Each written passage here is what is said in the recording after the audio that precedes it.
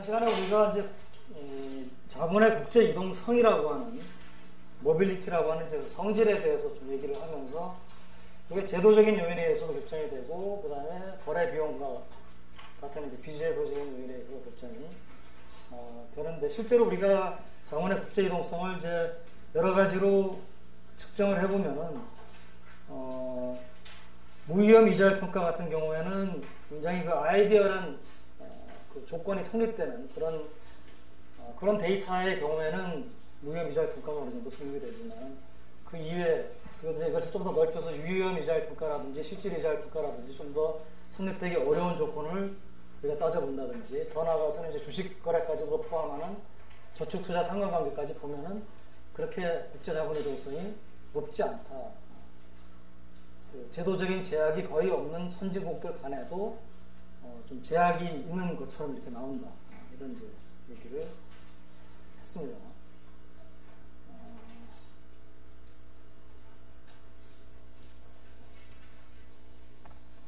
여기 좀 더 나아가서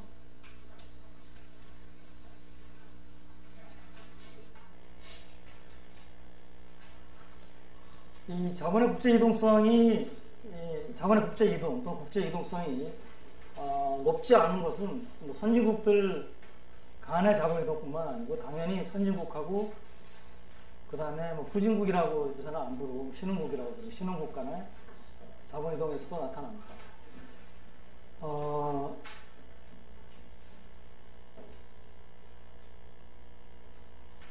그래서 이제 그 신흥시장 경제에 대해서 표 5-1이 좀 데이터가 오래됐지만 미국의 거주자들이 아시아 몇몇 신흥시장 경제에 대해서 주식하고 채권을 어느 정도로 이렇게 투자를 하고 있느냐라고 하는 것을 보여주는 표입니다. 여기서 이제 그 2001년하고 2006년을 비교를 하고 있는데 여기 이 자료는 이제 미국의 디파트먼트 오브 트레저리 그러니까 미국의 재무부에서 리포트 온 포렌 홀딩스 오브 US 롱텀 시큐리티라고 하는 그런 리포트가 매년 나오는데 여기에 이제 발췌한 것이고요. 보면은 이게 좀 어떤 비중, GDP에 대한 비중이라든지 뭐 이런 것에 비중으로 나오질 않기 때문에 뭐 잘 알 수는 없지만 이 밑에 있는 미국 전체하고 여러분들이 비교를 해보면 미국 전체의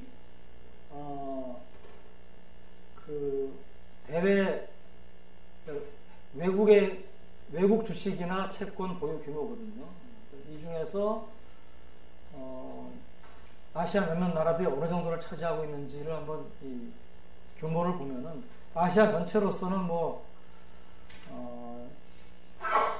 16분의 1 정도?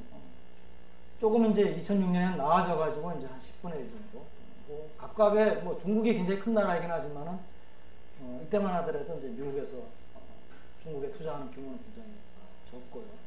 뭐 우리나라도 뭐 일찍부터 자본 시장을 열긴 열었지만은 뭐 그렇게 투자가 활발하게 일어난 것은. 그러니까 우리가 요 차이, 아시아하고 미국 전체하고 요 차이는 결국은 이제 아시아 이외의 다른 나라, 그러니까 다른 선진국들, 유럽이라든지 이런 선진국들, 중남미 국가들, 뭐 아프리카, 그다음에 뭐 또 신흥국이라고 하면은 동유럽이나 뭐 중앙아시아의 체제전환국들, 뭐 이런 나라들도 있겠지만 별로 분량이 규모가 크지 않고 대부분이 선진국들한테 이제 간 것이고요.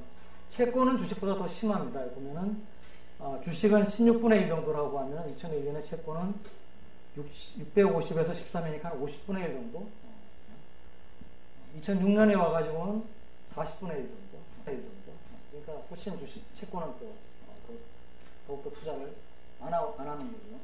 근데 이것이 어떻게 보면 여러분들 이제 그 성장론을 배운 학생들이 있는지 모르겠지만 경제 성장론이나 우리가 일반적으로 가지고 있는 상식하고 좀 어긋나요. 왜냐하면은 되게 이제 우리가 성장론을 보면은 신고전적 성장 이론을 보면은 결국은 이제 성장의 동력이 1인당 국민소득으로 볼 때 1인당 국민소득의 성장의 동력이 두 가지입니다. 자본 축적하고 생산성 증가입니다.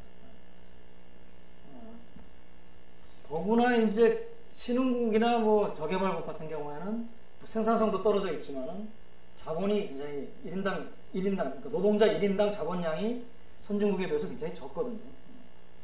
그게 이제 자본이 심화되는 거고, 자본이 심화된다는 표현을 쓰죠. 노동자 1인당 자본량이 늘어나는 것이 이제 1인당 국민소득 또는 생산량의 증가에 상당히 기여를 하는데, 그럼 이제 이 노동자 1인당 자본량이 적다라고 하는 것은 거꾸로 얘기하면은 그 나라 안에서 자본의 수익률, 자본으로부터의 수익률이 높을 거 아니에요. 그죠? 왜냐하면 노동보다도 자본이 훨씬 희소하기 때문에. 그러면 선진국은 노동에 비해서 자본이 풍부하고 신흥국은 노동에 비해서 자본이 희소하고, 따라서 자본의 수익률은 신흥국이 훨씬 높고 선진국보다. 그럼 만약에 선진국과 후진국과 신흥국 간에 자본 이동이 어느 정도 자유롭다면 자본이 어디서부터 어디로 흘러가야 됩니까? 선진국 전체로부터 신흥국 전체로 흘러들어가는 자본량이 많아야 되겠죠. 물론 이제 그것은 제도적인 제약이 있는 경우에, 물론 이 그림에서 예를 들어서 중국 같으면은 뭐 2001년이면은 아직 주식시장이나 뭐 국내 금융시장을 아직 크게 개방하기 전이기 때문에 규모가 큰 나라임에도 불구하고 이제 투자가 적게 들어갔다, 뭐 이건 당연한데, 그 이외에 다른 나라들은 뭐 인도네시아, 필리핀, 싱가포르, 태국 이런 나라들은 우리나라보다도 더 자본시장 일찍 연 나라들이에요. 뭐 그런데도 뭐 그렇게 썩 많이 들어가질 않았고, 그래서 이런 현상이 이 아시아 국가뿐만 아니고 일반적으로 선진국하고 신흥국 간의 자본이동에서 널리 관찰되는 현상입니다. 즉 국가 간의 자본이동은 오히려 뭡니까? 굉장히 자본이 많이 축적되어 있는 선진국들 사이에서 굉장히 활발하게 일어나고, 선진국하고 신흥국 사이에서는 그렇게 활발하게 일어나질 않아요. 그래서 이 현상을 처음에 이제 뭐 다른 학자들도 물론 했겠지만 루카스가 이 현상에 대해서 이제 지적을 하니까 주목을 받죠. 왜냐하면 일반 나 같은 사람이 지적을 하면은 뭐 그냥 얘기 하나 보다, 근데 루카스 같은 대가가 얘기를 하면은 뭔가 있나 보다. 그래가지고 이 루카스가 말한 이 지적한 현상에 대해서 루카스 패러독스라고 하는 이제 이름이 붙습니다. 그러니까 이제 루카스 유명한 사람이니까 뭐 뒤에 뭐 붙는 게 막 있잖아요. 루카스 크리틱, 루카스 패러독스. 국제문명에서 루카스 패러독스가 있는데, 이건 선진국하고 신흥국 간의 자본 이동이 예상보다 굉장히 작고, 오히려 대부분의 자본 이동은 선진국 간이다. 일종의 이것도 이제 퍼즐이거든요. 그래서 퍼즐을 뭐에 대한 답을 이제 학자들이 찾기 위해서 많은 연구를 했는데, 많은 컨센서스는 결국 이겁니다. 이제 신흥시장 경제가 결국 이제 유동성이 낮고 시장이 위험은 높고, 그러니까 수익률은 높아 보이지만은 그에 따른 위험이 높다든지, 그 위험에는 이제 뭡니까? 뭐 환위험도 있고 부도 위험도 있고, 신용이 떨어지니까. 또 유동성 위험, 유동성이라고 위험이라는 것은 내가 이제 투자했다가 만기가 되기 전에 자금을 좀 어디 팔고 회수하고 돌아가고 싶은데 팔려고 그러면 안 팔려가지고 할 수 없이 헐값에 내놔야 되는. 이러면은 처음에 투자할 때는 수익률이 뭐 괜찮을 것처럼 보이지만 실제로는 얼마 안 되잖아요. 이런 것들이 다 위험이죠. 위험이라고 하는 건 내가 기대하는 수익률보다도 실제 수익률이 낮아질 가능성이 위험이죠. 그래서 이런 위험들이 이제 있다는 것이죠. 이런 위험들이, 그러니까 뭐 시장이 유동성이 낮다, 시장에 뭐 플레이어들이 많지가 않고 거래가 활발하게 안 일어난다면 유동성이 낮을 거고요. 환위험이 있죠. 환위험은 이제 우리가 해외 투자 했을 때 수익률은 로컬 커런시 리턴이 있고, 그 다음에 환차익률이 있다 이렇게 얘기했는데, 요거에 이제 얼마가 되느냐에 따라서는 이쪽이 높아 보이지만은 손해를 볼 수도 있으니까 해지를 하려고 그러는데, 이게 이제 신흥국 시장일수록 파생금융상품 시장이 발달되어 있지 않아요. 그러니까 이것도 마찬가지로 유동성 문제입니다. 시장에 참여자들이 많으면은 팔겠다는 애들도 있고 선물해서 사겠다는 사람들도 많은데 숫자가 많지 않기 때문에 뭐 외국인 투자자가 이만큼 갖고 와가지고 투자하면서 선물원에서 달러로 다시 사겠다라고 하면은 자기가 그 시장에서 굉장히 큰 플레이어가 돼버리니까 가격에 큰 영향을 크게 가격이 스윙이 됩니다. 그런 위험도 있고 또 뭐 우리가 거래 비용에서 얘기했던 거 다 여기 이제 나옵니다. 채권 시장 하부 구조가 발달되어 있지 않다. 그러니까 우리가 외국의 채권 시장에 투자를 한다라고 하면은 뭐 사실 HTS 통해 가지고 뭐 싱가포르나 뭐 미국이나 이런 데는 쉽게 투자할 수 있습니다. 그런데 그 HTS에 내가 거래를 하게 되면은 거래에 따라서 그 이후에 이루어지는 소유권의 변화라든지 대금의 결제라든지 뭐 이런 것들이 다 자동적으로 서로 계약이라든지 뭐 이런 에이전트들 간의 계약에 의해서 다 맞춰져 있거든요.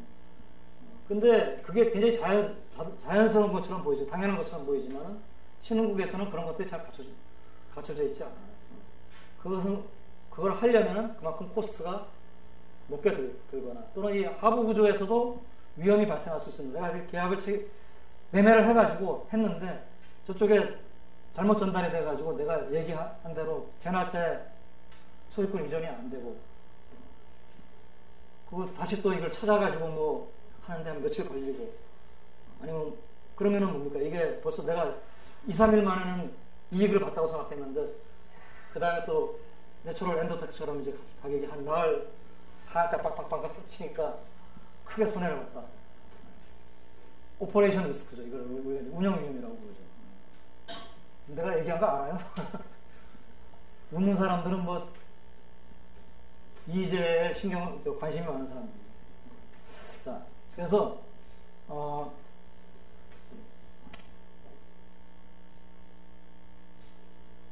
또 낮은 신용도. 그러니까 되게 이제 신용도가 낮으니까 특히 이제 주식보다는 채권 시장에 더 투자가 적게 들어갑니다. 신흥국에 있어요. 주식은 그래도 많이 움직이니까 업사이드 리스크가 있는데 채권은 내가 벌 수 있는 게 한계 이자에 국한되잖아요. 요거 벌기 위해서 내가 걸어야 되는 부담해야 되는 위험은 부도가 났을 경우는 이만큼을 내가 잃어야 되니까 그만큼 더 위험이 큰 기대 수익에 비해서 위험이 크죠. 그러니까 안 들어가죠. 채권 시장 웬만하면.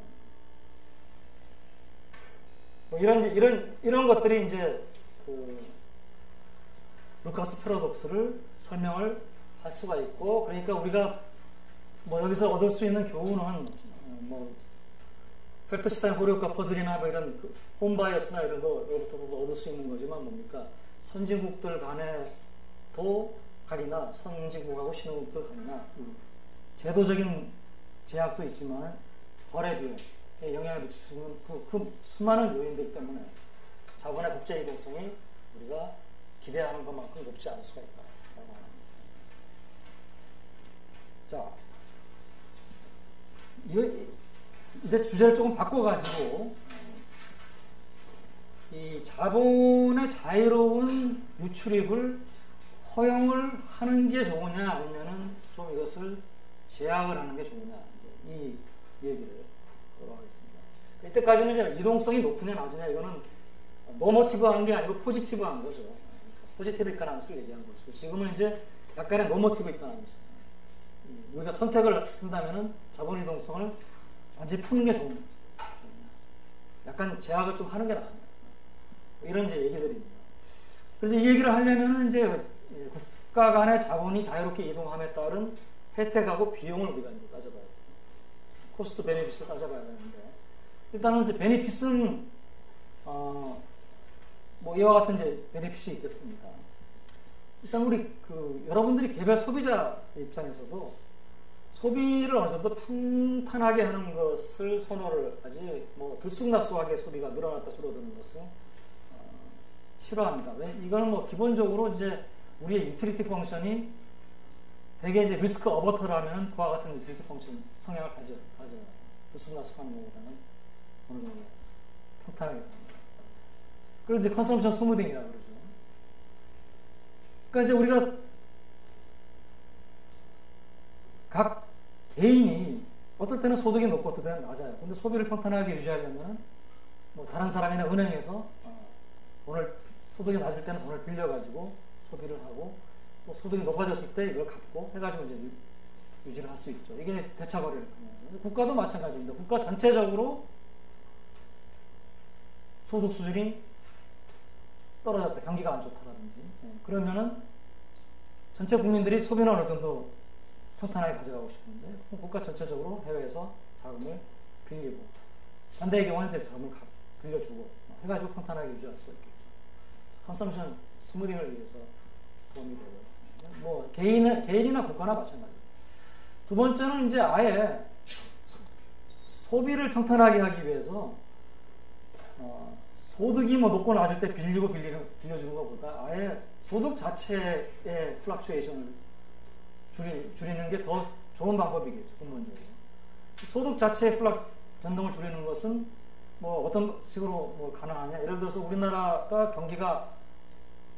예를 들어서 뭐 원유를 수입하게 되면 국제적으로 유가가 높을 때는 경기가 되게 안 좋아지고, 유가가 낮을 때는 경기가 이제 뭐 예를 들어서 좋아진다라고 한다면은, 그러면 이제 우리가 가지고 있는 국가 전체의 웰스를 우리나라 기업에만 주식 투자를 하지 말고, 뭐 여러분들 개인이라면 유가가 높아지면은 주가가 올라가는 그런 데다 투자를 해놓으면은, 그게 뭐 가상적으로 이제 뭐 예를 들어서 사우디아라비아에 있는 회사들의 주식에 투자를 한다든지, 산유국 주식에다가 투자를 하면, 산유국들은 이제 뭐 기름값이 올라가면 경제 전체가 좋아지니까 다른 전반적으로 주가들이 올라가고, 그럼 이제 분산 투자죠. 국제 분산 투자.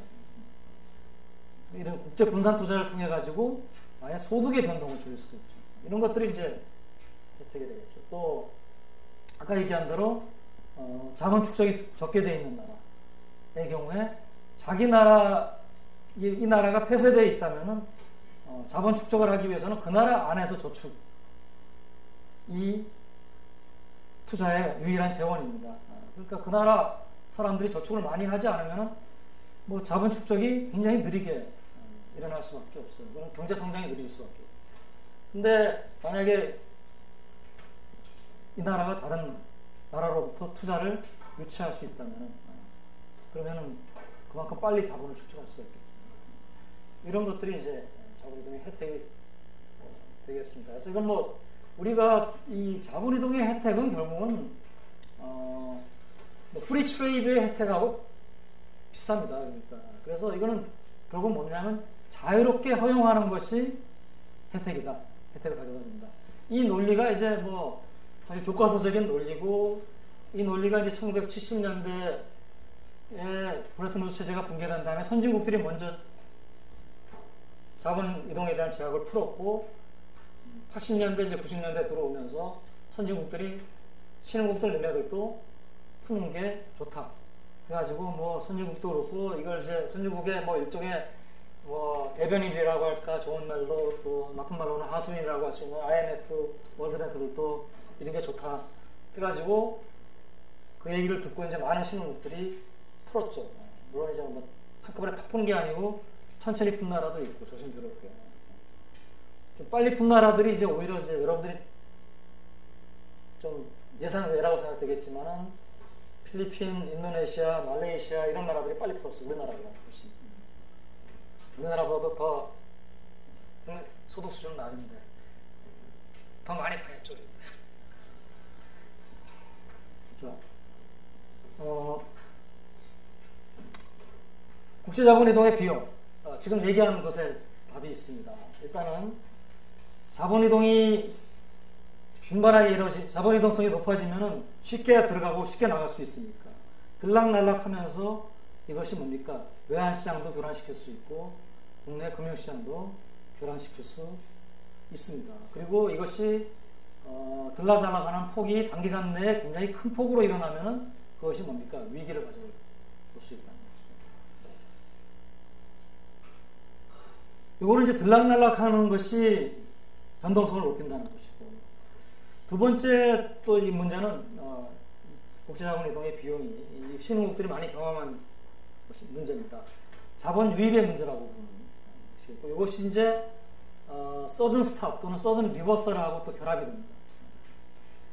요거는 이제 또 설명을 좀 할 것이고, 그 다음에 이제 통화정책에 관련된 얘기인데, 요거는 사실은 먼델 플레밍 모형을 소개를 한 다음에 얘기를 하는 게 옳아요. 그래서 이거는 뭐 그냥 지금은 그냥 이렇다라고만 생각을 했어요. 요거는 좀 설명을 할 텐데요.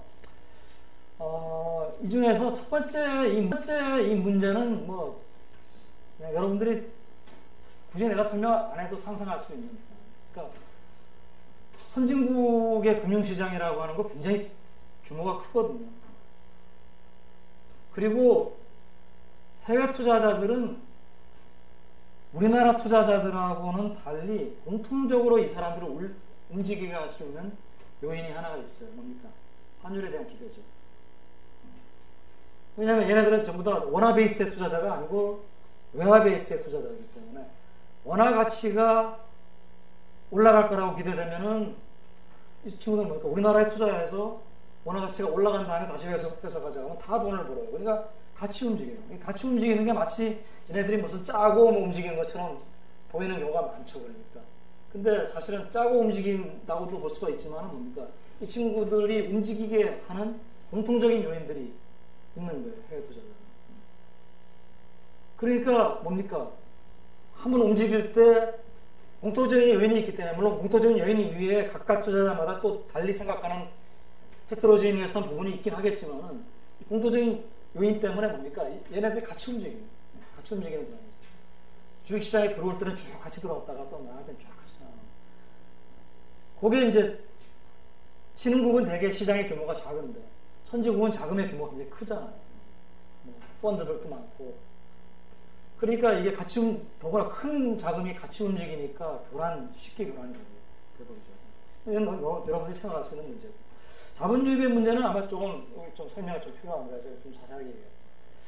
자본 유입의 문제는 신흥국에 있어서 단기적으로 과도한 자본이 유입됨에 따라서 발생하는 문제예요. 그러니까 돈이 들어오니까 이게 좋은 거 아니냐, 이렇게 이제 얘기를 할 수 있을지 모르겠지만, 그것이 반드시 좋은 것만 아니다. 이것이 이제 어느 정도 적절한 속도나 규모로 들어오면 좋은 건데, 이것이 단기간 내에 너무나 많이 들어오면, 그러면은 오히려 이게 폐해를 가져올 수 있다. 그 어떤 폐해냐? 일단은 이 나라가 변동환율제를 택하고 있다. 그러니까 변동환율제를 택하고 있다라고 하는 것은 외환시장에 개입을 별로 안 한다고 합시다. 그러니까 거의 자유롭게 놔둔다. 돈이 다 들어오면 당연히 어떤 일이 벌어집니까? 화폐 가치가 올라가겠죠. 환율은 직접 표시법으로 할 때 떨어지겠죠. 맞나요? 그렇죠. 떨어지는 게 화폐 가치가 올라갑니다.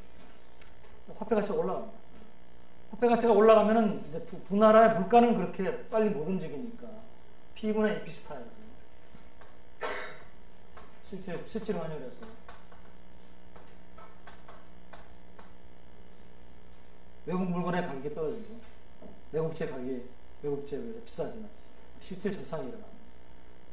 실질 저상이 일어나면 마샬라는 조건이 충족된다는 전제 아래서 순수출이 줄어들고, 순수출이 줄어들면 총수요가 줄어들고, 경기도 안 좋아지고, 경상수지도 않고, 이건 지출 전환이 되니까 경상수지도 안 좋아지고, 지출 전환에 이 가져오는 두 개의 플러스 효과의 반대 방향, 이것이 반대 방향으로 작용합니다.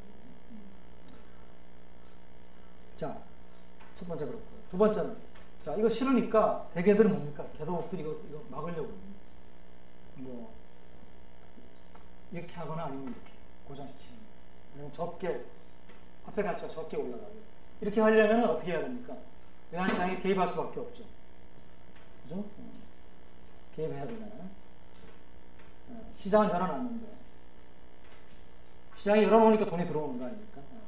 열어놨는데 개입을 해야 됩니다. 그래서 개입을 하면 어떤 문제가 생기느냐, 자세하게 얘기는 안 했지만은 개입의 메커니즘을 생각해 보면 여러분들이 알 수가 있습니다. 외환시장에 개입을 한다는 것은 어떤 식으로 개입을 합니까? 많이 들어오는 달러를 사주죠. 그래야지만 달러 가치가 떨어지는 것을 막을 수가 있습니다. 달러를 삽니다. 달러를 사주는 대신에 어떻게 됩니까? 그 대금을 원화로 줍니다. 그죠? 달러는 사고 내가 중앙은행이 입을 쓸 수는 없잖아요. 뭘 주고 사야지. 중앙은행이 주고 살 때는 원화를 주고 삽니다. 그럼 어떻게 됩니까? 저절로 외환시장 개입을 하는 과정에서 저절로 통화가 팽창이 일어납니다. 그렇죠. 그 통화 팽창이 일어나면은 그 다음에 어떤 일이 벌어지겠습니까?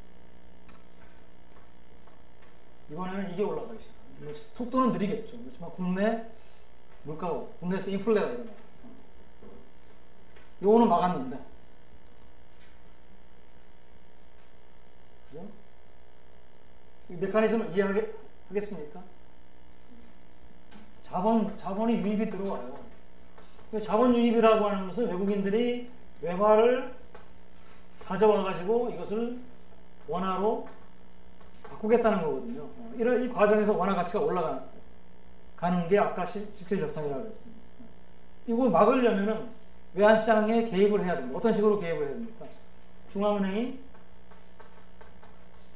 들어오는 외화를 사주고 매수. 대신에 원화를 매도를 해줍니다. 이게 시장에서 그냥 이게 이루어지도록 놔두면은 환율이 움직이는 거고, 시장에서 환율 움직이는 게 싫으면 중앙은행이 이렇게 들어가서 개입을 하는 거죠. 외국인은 자기가 원하는 걸 여전히 얻죠. 그러니까 외화를 원화로 바꾸는 거죠. 근데 그 과정에서 환율은 적게 변하지만, 또는 안 변할 수 있지만 돈이 풀립니다. 원화가 풀리죠. 통화량이 늘어납니다. 늘어난 통화량이 가장 이제 우리가 뭐 전형적으로는 물가를 올립니다. 그러면 이것도 뭡니까? 실질자산이죠. E가 떨어져서 Q가 값이 떨어지는 거나 P가 올라가서 Q의 값이 떨어지는 거나 다 뭡니까? 내국제의 가격이 외국제에 비해서 비싸요. 이거 뭐 비교육제, 교육제 간에도 마찬가지입니다. 비교육제, 교육제 간에도 이렇게 따져봐도 마찬가지입니다.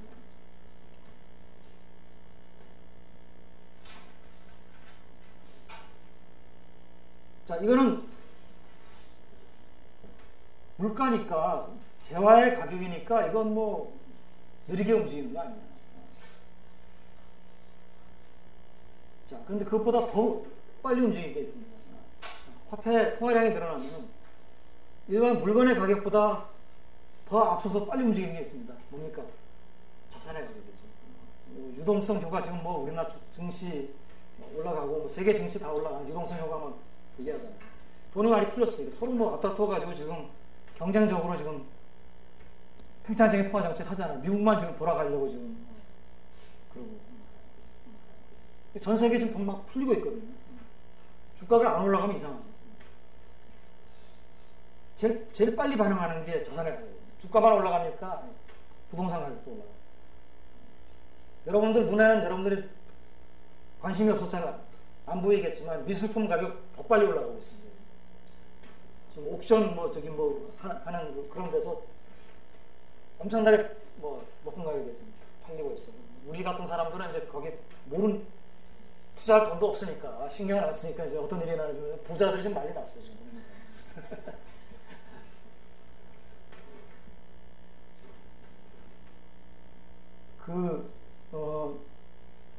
그래서 이 자산 가격이 올라가면 이것이 뭐예요? 자산 가격 인플레이션입니다.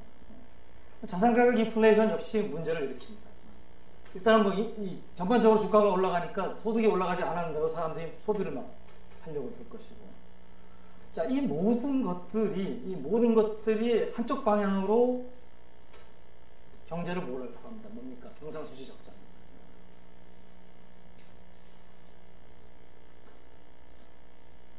지출 전환이 일어나는 거나 자산 가격 인플레로 인해 가지고 사람들이 흥청망청 소비하고, 자산 가격 인플레 일어나면 어떻게 됩니까? 사람들 소비 늘어나죠. 또 뭡니까? 부동산 가격 올라가면 뭡니까? 건설회사들이 앞다퉈 가지고 아파트 지으려고 할 거 아니에요. 아파트 그러면 뭘로 짓습니까?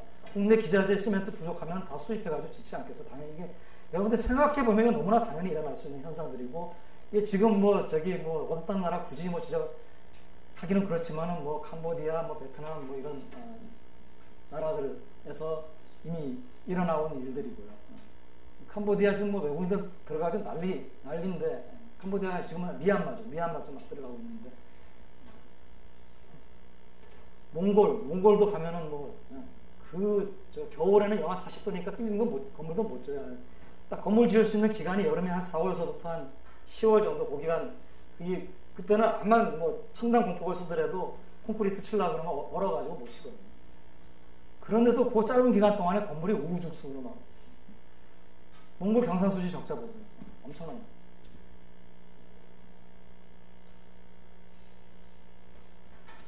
자, 이게 영원히 가겠습니까? 경상수지 적자는 매체에 누적을 가져야 합니다. 쌓입니다. 누군가 돈을 빌려줘야지 경상수지가 되는 거죠. 쌓이면은 빌려주던 사람들이 쟤 이상하다. 좀 조심해야겠다. 점점 주지 안 빌려주려고 그러겠죠. 자, 그게 그냥 가면 좋은데 갑자기 이제 이런 상황에서 국제금융시장에서 어떤 사건이 하나 발생해요. 어떤 나라 하나 쪽가 돈을 못 갖고 부도를 낸다든지 아니면은 뭐 선진국 시장에서도 뭐 어떤 은행이 하나 뭐 부도가 나가지고 선진국 시장 전체가 자금이 좀 안 돌아간다든지 그러면은 제일 먼저 자금을 회수하기 시작하는 게 어디겠습니까? 제일 의심스러운 데서 회수하기 시작하겠죠. 서든 스탑. 갑자기 멈춰 들어오는 게. 또 심지어는 서든 리버설. 들어오던 게 이제 갚으라 그래요. 빨리. 만기가 짧은 것부터 빨리 갚아. 이 현상이 사실은 어떻게 일어나냐면 의심스러우면은 돈을 빌려줄 때 이전에는 3년짜리, 10년짜리 막 빌려주다가 조금 의심스럽게 시작하면 3개월 지나서 이제 그때 보자. 또 의심스러우면 1개월, 1주짜리 뭐 이렇게. 그래서 이 자본주의의 문제가 이제 들어오는 게 뭐냐면 단기적으로 과도하게 자본이 급격하게 유입되면은 이와 같은 이제 문제를 통해서 경상수지 적자 매체 누적을 가져오고 이게 시간이 좀 지나면서 이게 쌓이면은 어떤 거기에다 어떤 충격 같은 것이 더해지면은 서든 스탑이나 서든 리버설이고 위기를 가져올 수 있다. 그 대부분의 이제 그 아까 얘기한 대로 80년대, 90년대 이제 이 선진국의 학자들이나 IMF의 논리에 이제 받아들여가지고 문을 연 신흥국들이 한두 차례는 대부분 다 이런 문제를 겪었어요. 우리나라도 이 문제를 겪었고요. 80년대 후반에 이제 뭐 3조 호황이다 뭐 그래서 90년대 이제 주식시장 개방하고 했는데 이제 유동성이 들어오면서 문제가 있었고 뭐 이 사례는 굉장히 여러분들이 많이 찾아볼 수가 있습니다. 이건 뭐 굉장히 흔합니다. 자본주의의 문제. 그래서 아까 이제 내가 그 실질자산 얘기할 때 교육제에 대해서만 얘기했는데 비교육제도 마찬가지다라고 했는데 비교육제까지 생각하면 더 이것이 이제 심하게 일어납니다. 왜냐하면 비교육제는 해외에서 수입을 할 수가 없기 때문에 비교육제 가격이 굉장히 많이 올라가고요. 이 비교육제 가격이 올라가면 그 나라의 생산 요소들이 다 뭡니까? 비교육제 부문으로 쏠립니다. 아파트를 짓고 이런 부동산 건설하는 것도 일종의 비교육제 부문이에요. 왜냐하면 아파트는 수출 못하잖아요. 쏠리면은 교육제 산업이 어떻게 됩니까? 비용이 높아집니까? 비용이 높아지잖아요. 왜냐하면 생산조사 비용이 다 같이 올라가니까. 노동자 한 명 쓰려고 그러면은 저 아파트 일하는 데 가가지고 내가 하루만 일하면은 일단 10만원 받는데 내가 여기 와가지고 뭐하러 5만원 받고 일하는 거야. 그러니까 이 사람들도 사람 쓰려면 10만원 가까이 줘야 되니까 비용이 올라가고 비용 올라가면은 수출을 못하죠. 교육세 단가가 높아지니까 수출 경쟁력이 떨어집니다. 이런 얘기. 비교육제를까지 고려하면은 실질자산의 효과가 더 배가가 됩니다. 그게 이제 아까 얘기한 대로 갑작스러운 이제 어떤 사건이 생기면서 반전이 됩니다. 꼭 사건이 안 생기더라도 경상수지 적자로 해가지고 외채가 자꾸 쌓이면은 벌써 뭡니까? 돈을 빌려주던 사람들이 점점 이제 뭡니까? 돈을 빌려주는 규모를 줄이고 스탑이 됩니다. 자, 단기 자본 이동. 단기 자본 이동은 이제 이미 아까 얘기한 대로 이 선진국의 자금이 워낙에 큽니다. 일단 규모가 선진국의 이 투자할 수 있는 자금의 규모가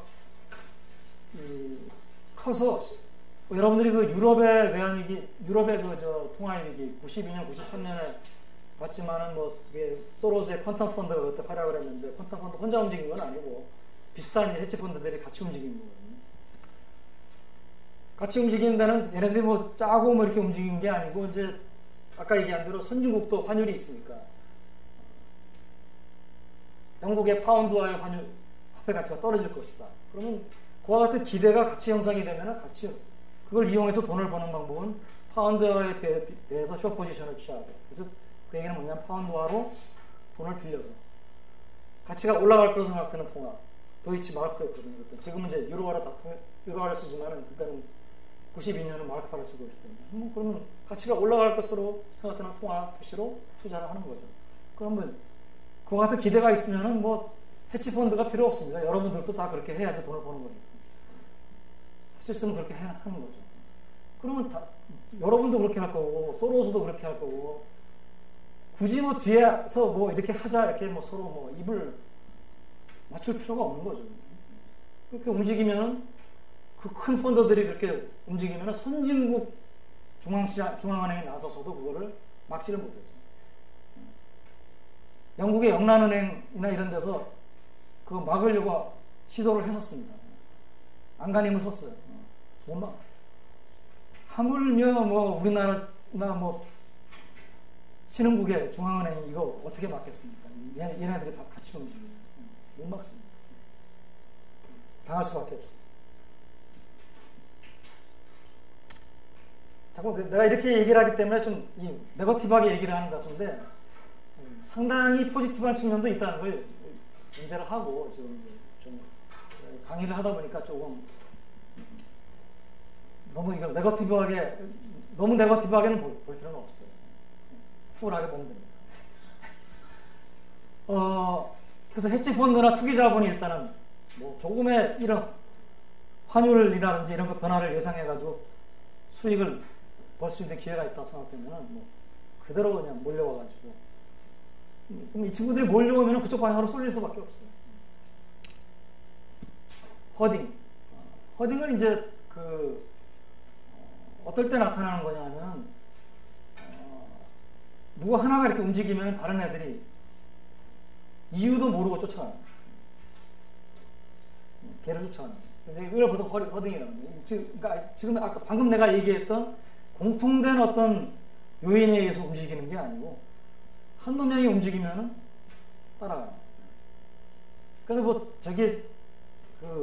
허딩 얘기할 때 많이 얘기하는 게 아프리카에서 이제 무슨 동물 떼들이 이제 물이나 뭐 먹이를 찾아서 움직일 때 우두머리 한두 마리가 이렇게 움직이면 다 따라가는데 얘네들이 길을 잘못 들어가지고 엉뚱한 데로 가면은 다 같이 글로 가가지고 죽음도 맞이하고 그런 다큐멘터리도 있고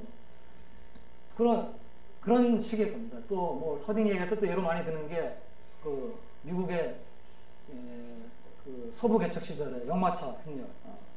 그때 역마차들이 주로 이제 새로 땅을 준다 그러니까 이제 간 것도 있지만은 금 때문에 많이 갔거든요.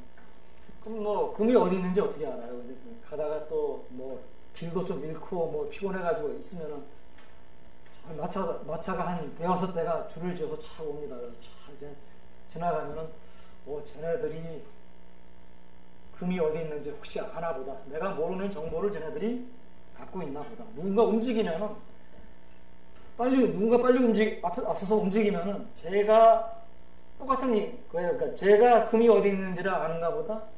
내가 모르는 정보를 갖고 있나 보다. 예를 들어서 우리나라에서 한두 투자자 은행들이 돈을 팔고 나간다. 나는 한국이 괜찮다고 갔는데 쟤네들이 한국에 무슨 문제가 있는 거를 냄새를 맡았나 보다. 던지자. 이게 이제 허딩이에요. 허딩은 언제 나타나느냐? 정보가 불투명할 때. 오페이크하다고 하죠. 그러니까 마켓이 오페이크 마켓에서. 그래서 이제 보통 이제 우리가 허딩 문제를 해결하기 위해서 트랜스페런시, 정보를 제공해라. 그래서 이제 불안정한 경우에 전형적으로 나타나는데 이것도 단기적으로 자본이 팍 들어왔다 팍 나가는 이런 이제 원인이 될 수가 있습니다. 또 한 가지는 이제 뭐냐면 2008년, 2009년 글로벌 금융입니다. 그 전까지만 해도 신흥국들이 위기가 발생하면 이것은 내 탓인가 보다. 내가 뭘 잘못해가지고 우리가 뭐 선진적인 제도를 제대로 못 따라가서 지배구조가 뭐 안 좋아서 그런가 보다. 왜? 선진국의 저명한 학자들이 그렇다 그러니까. 그래서 그런가 보다. 사실은 그런 부분이 있었죠. 그런 부분이 없었던 건 아니에요. 분명히 있었습니다. 그런데 2008년, 9년에 글로벌 금융위기가 터졌는데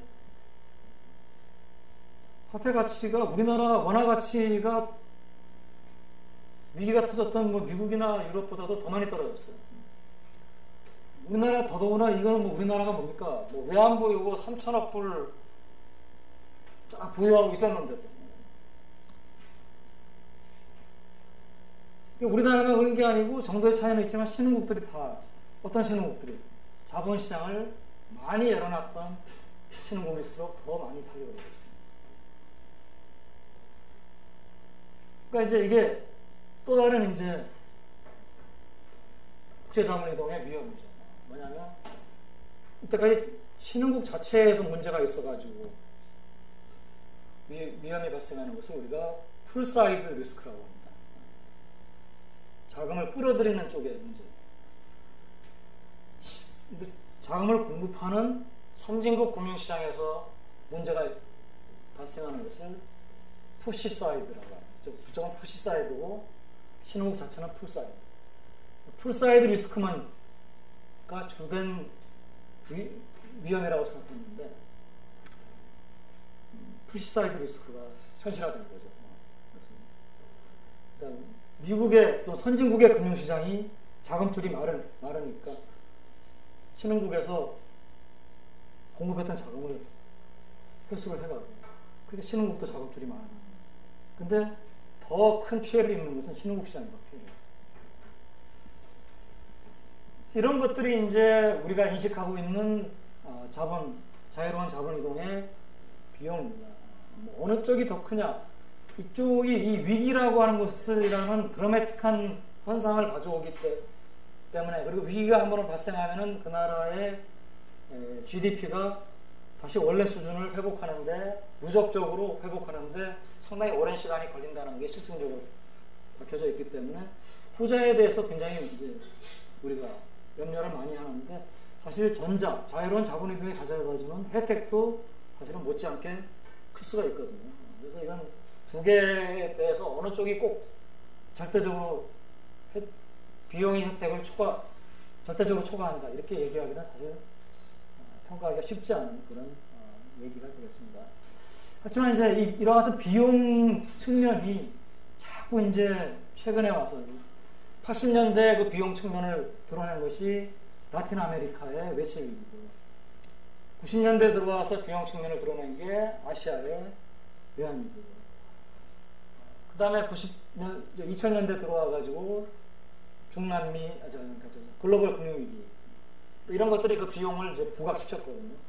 뭐 그 사이에도 이제 산발적으로 이제 비용을 부각시킨 사건들이 있죠. 아르헨티나 외환위기도 왔었고 95년에 멕시코 위기도 있었고 뭐 산발적인 위기는 있었지만 여러 나라들이 집단적으로 큰 위기를 겪었던 것입니다. 그래서 이제 이걸 보면서 자본 이동에 대한 제약, 그 자본 통제라고 전달했죠. 여기에 대한 견해가 좀 변화합니다. 그러니까 처음에 이제 브레튼 우드 체제가 붕괴되고 주요 국가들이면 선진국들이죠. 변동환율 채택하면은 선진국들은 더 이상 자본 이동에 대해서 통제를 할 필요가 적어집니다. 왜냐하면 그 전에 선진국들이 자본 이동에 대해서 제약을 한 것은 고정환율을 유지하기 위해서 이제 개입의 필요성을 줄이기 위해서 한 것이거든요. 근데 고정환율 제도 완전히 포기해버리니까 이제는 개입할 필요가 없고, 그러니까 자본 이동 자유롭게 놔둬도 뭐 그에 따라서 환율이 움직이는 거 놔두면 되는 거니까 선진국들은, 너나 선진국들은 이제 경제가 어느 정도 안정되어 있으니까 환율이 뭐 이렇게 스윙이 크지 않으리라고 기대가 됩니다. 이제 자기네들이 푸니까 또 자기네들끼리도 투자를 하지만은 신흥국들 저기 높은 수익률이 있는데 저것도 하고 싶거든요. 그러니까 자본 이동의 혜택을 강조를 하면서 너희들도 좀 풀어라. 뭐 사실 뭐 그게 뭐 서로 혜택이 되는 거죠. 왜냐하면 이쪽에서 높은 수익률이 있는 저쪽에서는 이제 뭡니까 자기 나라보다 낮은 이자율의 자금을 빌려다가 투자를 할 수가 있습니다. 신흥국. 꼭 이게 선진국의 입장만을 강조한 것은 아니라고 볼 수도 있겠습니다. 이제 혜택을 강조해가지고 여는 게 좋다. 다만 이제 이때 나온 얘기는 뭐냐면은 자본 자유화의 순서와 속도는 좀 신중할 필요가 있다.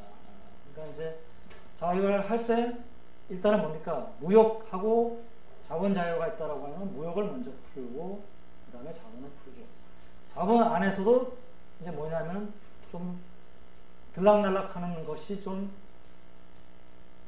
적은 자본. 그게 바로 뭐냐면은 직접 투자죠. 직접 투자는 공장을 짓거나 해가지고 직접 경영을 하겠다는 거니까. 이게 뭐 여건이 조금 안 좋다고 해가지고 갑자기 탁 버리고 나가지는 않을 거란 말이에요. 좀 웬만하면 버텨보려고. 왜냐면 이미 썬크 코스트가 많이 들어가니까 직접 투자. 그러니까 그런 거, 뭐 이게 다 대부분의 나라들이 전부 다 시장을 연 순서입니다. 무역 먼저 열고, 직접 투자 열고, 그 다음에 이제 증권 투자 열고, 마지막에 단기 자본 여는 식으로 이제 진행을 하죠.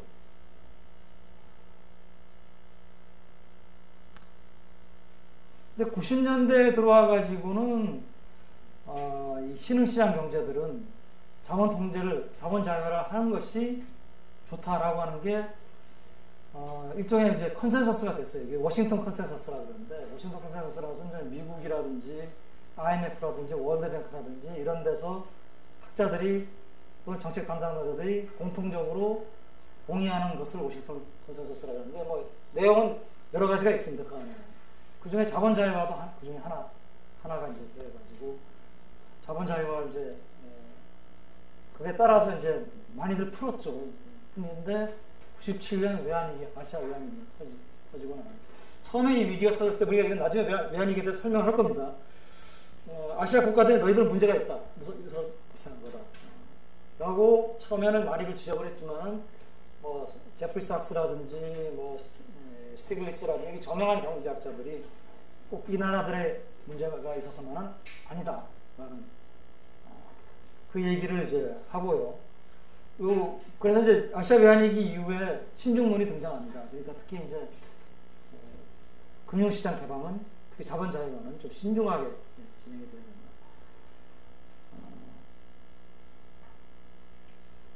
그리고 2008년 글로벌 금융위기 이후에는 이게 신흥시장 경제에서의 위기가 꼭 그 나라 신흥시장국의 문제가 아니고 오히려 선진국 시장에서 문제가 있을 경우에 자본시장을 개방해놨던 신흥시장국이 더 큰 타격을 입을 수 있다라고 하는 것을 경험을 하고 나면서는 이제 뭡니까?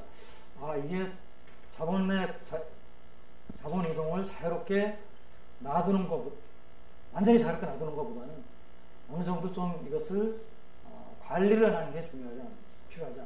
그래서 자본 통제라는 용어 대신에 그래서 어떤 용어가 나오냐면은 자본 흐름 관리 수단이라는 용어가 나옵니다. 영어로 Capital Flow Management Measure, CFMM이라고 하는데, 이 용어가 글로벌 외환위기 이후에 갑자기 뭐 IMF나 이런 데서 나오는 문서에 이런 데 등장합니다. 근데 사실 우리가 그 용어가 뭘 의미하는지를 들여다보면은 이전에 얘기하던 캐피털 컨트롤이에요. 자본 통제입니다.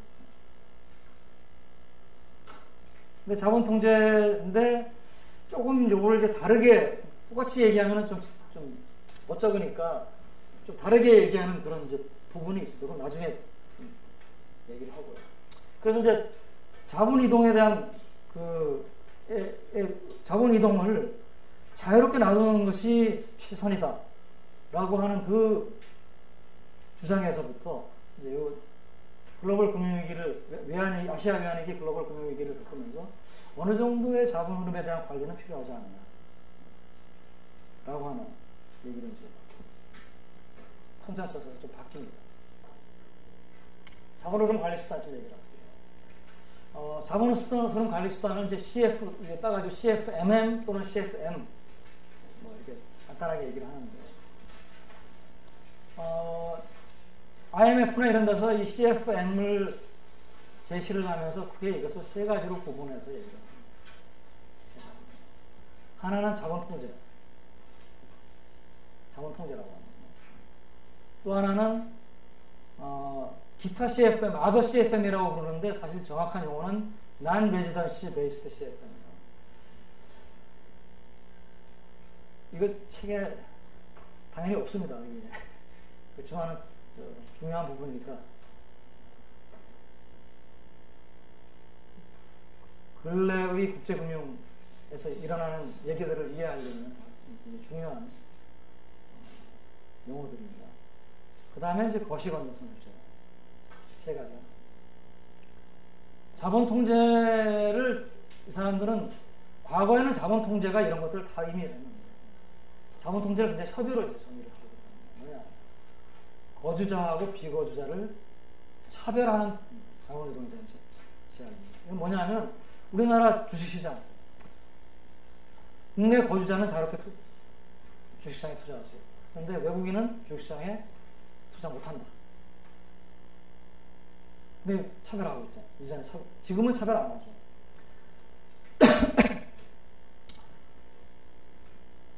(1990년) 이전에는 외국인들 국내 주식에 투자 못했어요. 자본 통제.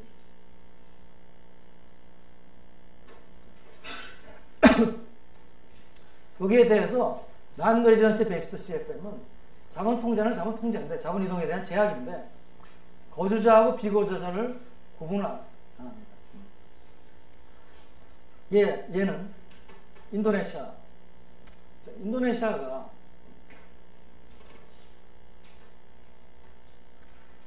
외국인 투자자들이 단기 투자를 많이 했어요. 인도네시아. 단기 투자를 하려다 보니까 이제 만기가 짧은 금융상품에 투자를 하는데 그게 대상이 주로 뭐가 되냐면 인도네시아가 중앙은행이 통화 관리를 하기 위해서 발행하는 채권, 우리나라의 통화안전증권가 같은 것을 발행하고 있었습니다. 근데 그거의 만기가 1주짜리도 있고 2주짜리도 있고 짧아요. 그러니까 주로 이것들이 외국인들이 이제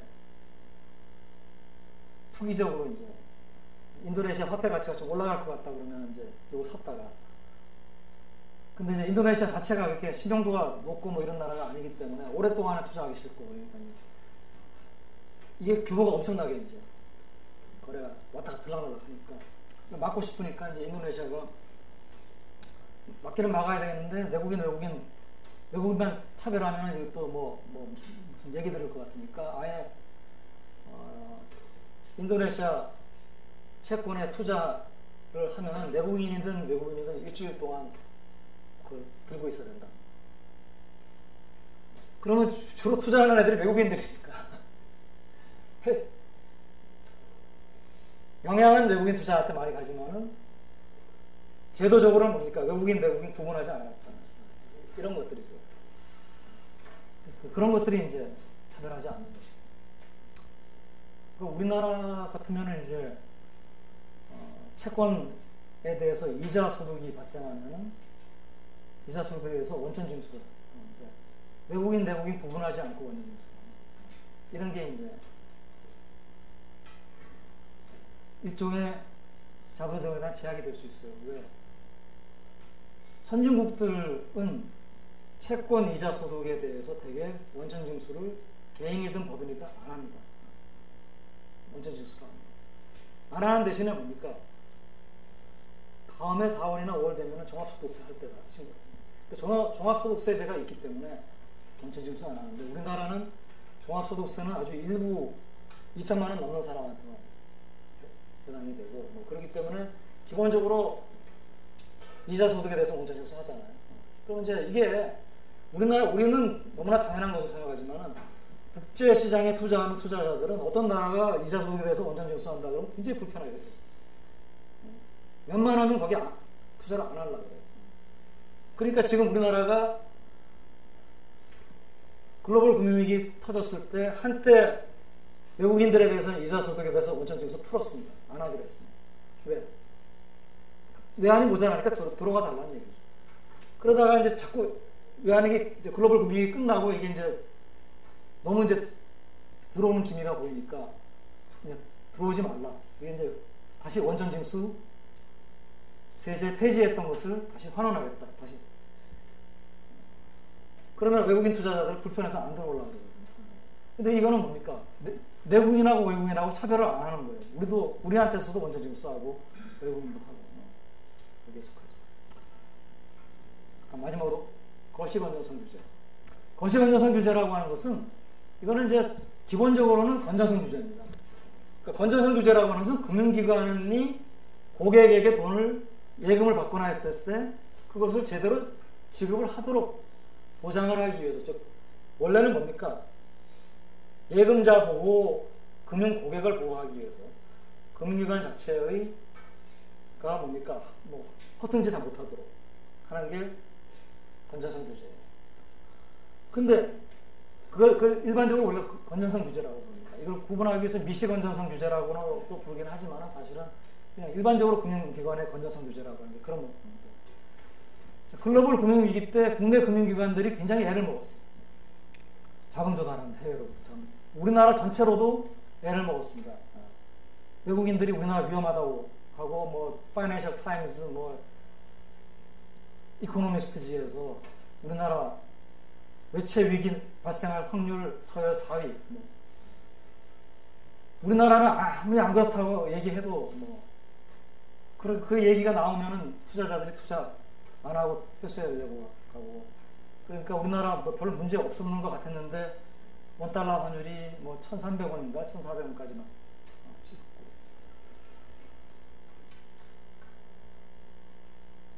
여기 진정된 게 이제 미국하고 $1 수합 어기먼트 하면서 진정이 됐거든요. 그거 없었으면 사실 상당히 어려울 뻔했어요. 그러니까 이제 들여다보시면 이게 금융기관 건전성 규제들이 쫙 있었는데 얘네들이 혹시 어긴 거 아니냐. 들여다보니까 건전성 규제 다 지켰어요. 지켰는데도 국가 전체로는 위험한 것처럼 나왔거든요. 그러니까 이게 이제 소위 말해서 이제 외부 효과. 그러니까 개별 금융기관으로서는 다 건전성 규제 지켰지만 이걸 다 합한 개별 금융기관 하나하나는 전부 다 규제를 다 지켰는데, 그 비율을 다 지켰는데, 얘네들이 외화로 차입한 것을 다 합한 전체 금융기관 외채의 규모는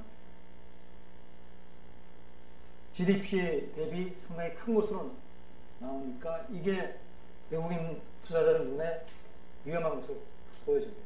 그러니까 개별 금융기관의 건전성만 우리가 따질 게 아니고 얘네들의 포지션이라든지 어떤 행위를 합한 경제 전체의 어떤 포지션, 외채, 또는 단기 외채, 이런 것들도 우리가 관리를 해야 되지 않느냐. 그래서 이제 거시건전성 규제라고 하는 개념이 나온 겁니다. 이건 이제 우리나라만 나온 게 아니고 이제 글로벌 금융위기를 거치면서 선진국 시장에서 나오기 시작한 개념이고,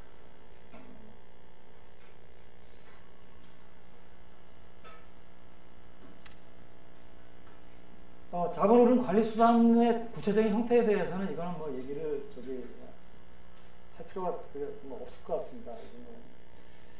그러니까 이 지금 자본흐름 관리 수단에 굉장히 여러 가지가 있기 때문에 이걸 좀 여러분들이 여러 가지를 얘기를 하는 것인데요. 가장 전형적인 거는 외환거래에 대해서 인허가제도. 그러니까 특별한 내가 외환거래를 하려고 한다. 그럼 내가 어떤 목적으로 하려고 하는지를 중앙은행이나 외환당국에다가 서류로 제출하라.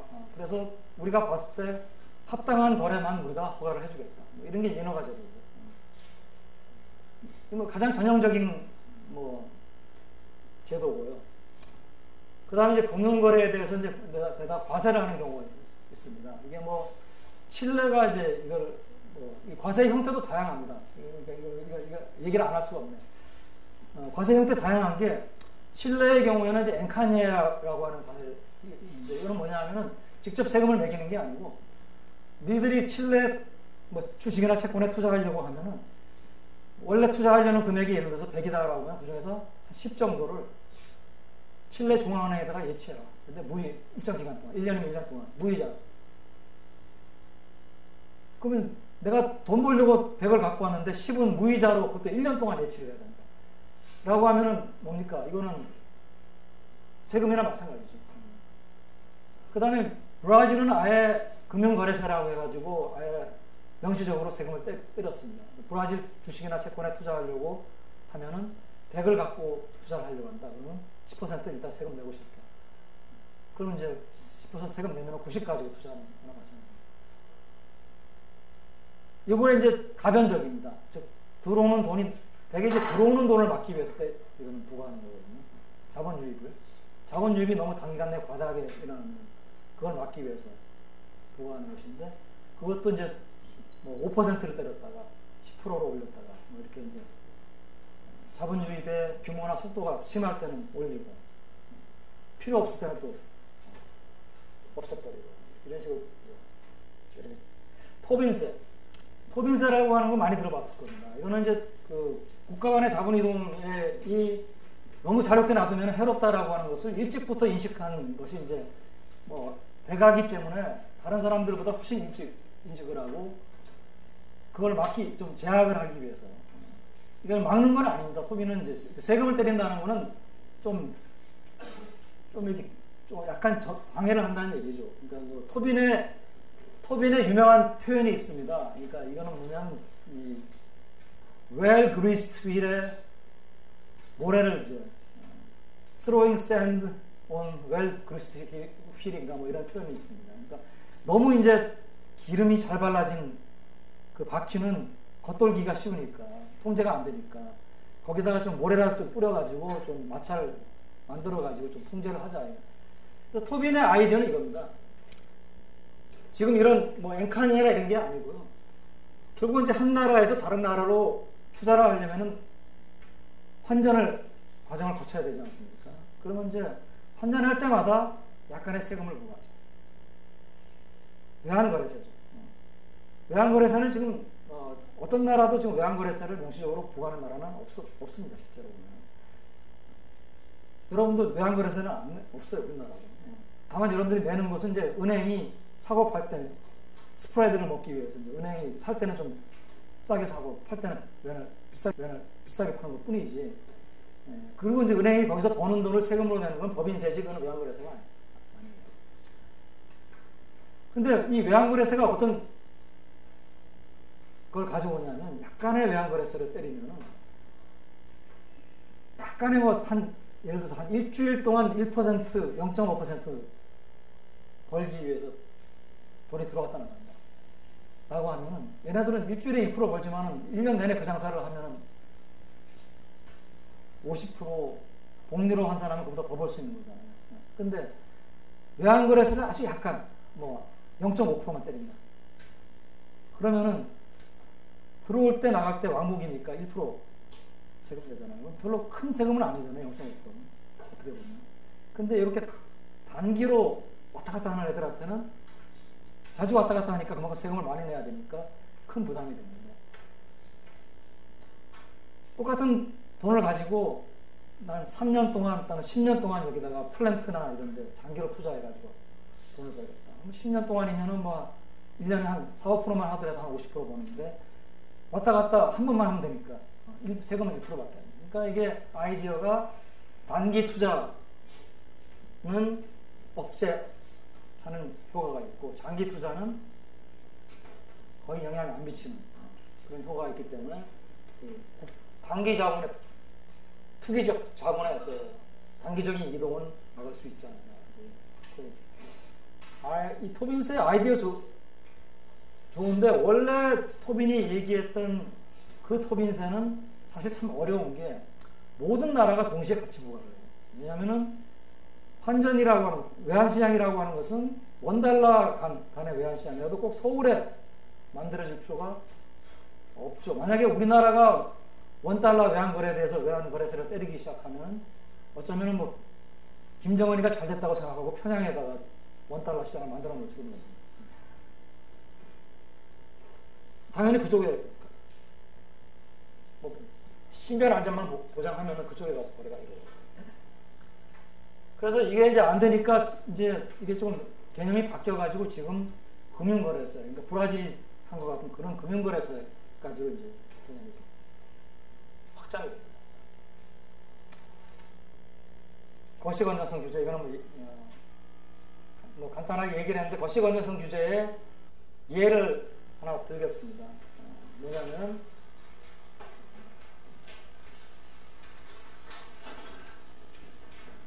우리나라가 도입한 거시건전성 규제가 있어요.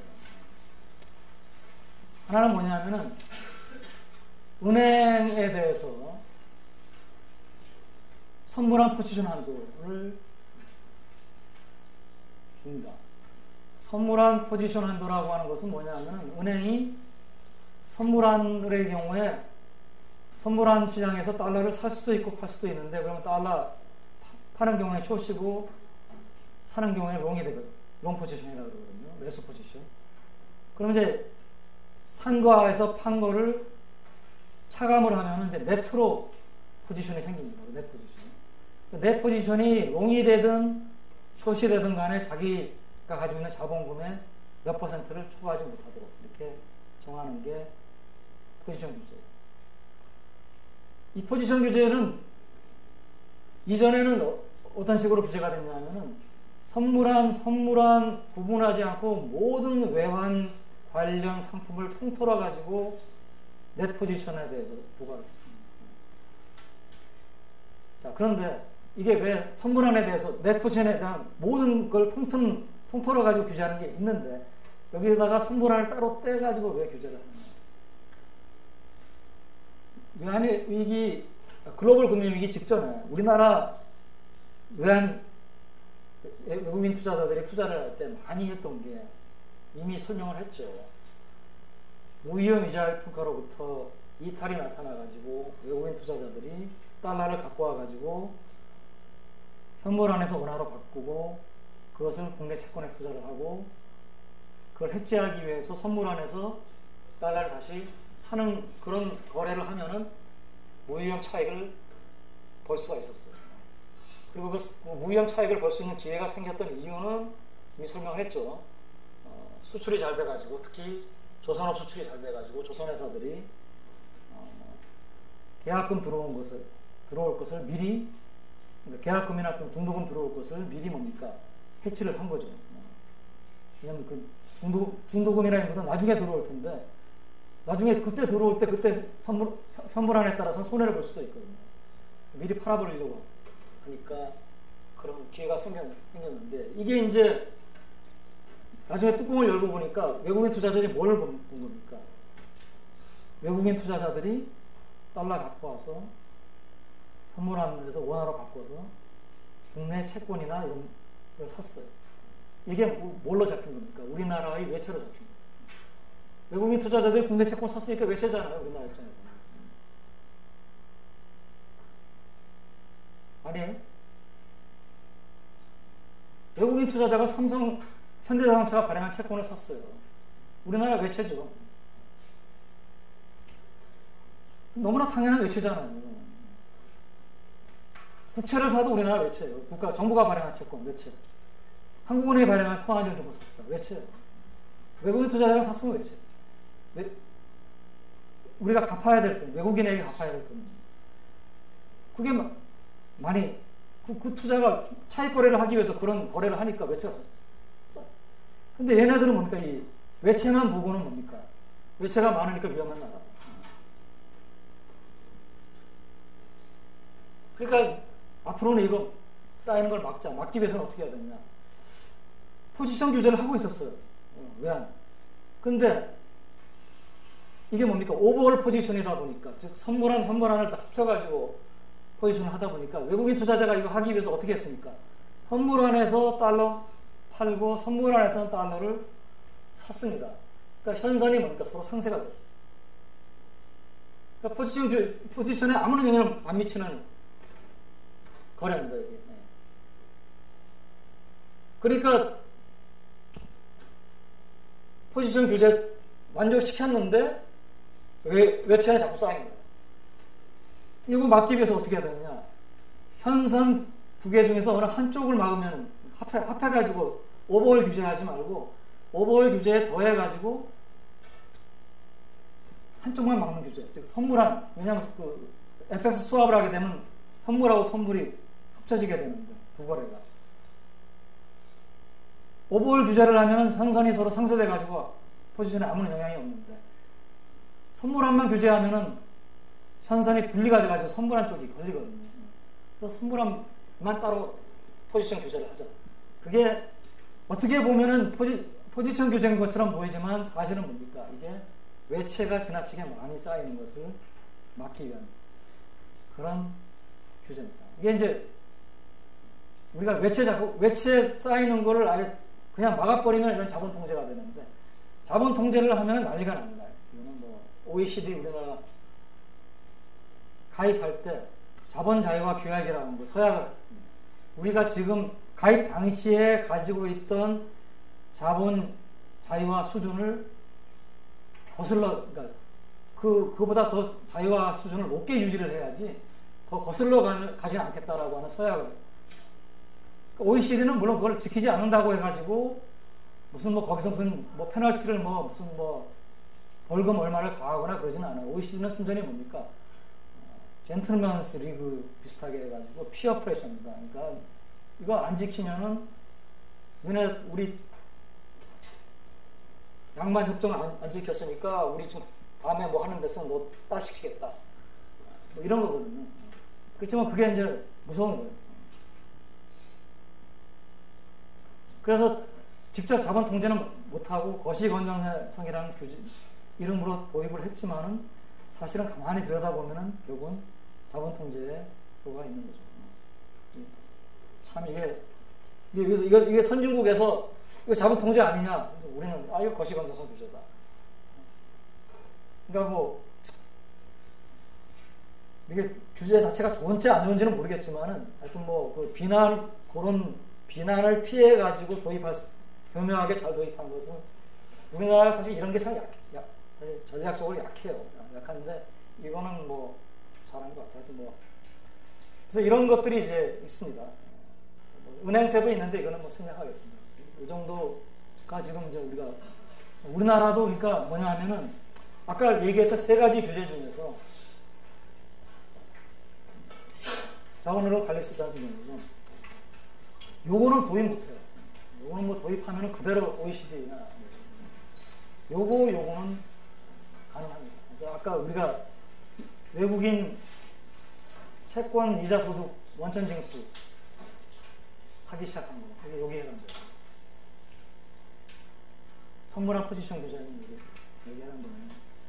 그러니까 지금 이와 같은 것들을 여러분들이 왜 이것이 이런 효과를 가지느냐 이런 원리를 이해하려면은 우리가 앞에서 배웠던 국제금융 무위험 이자 평가의 원리, 무위험 차익거래 원리 이것을 여러분들이 이해를 하면 목적을 이해를 할 수가 있죠.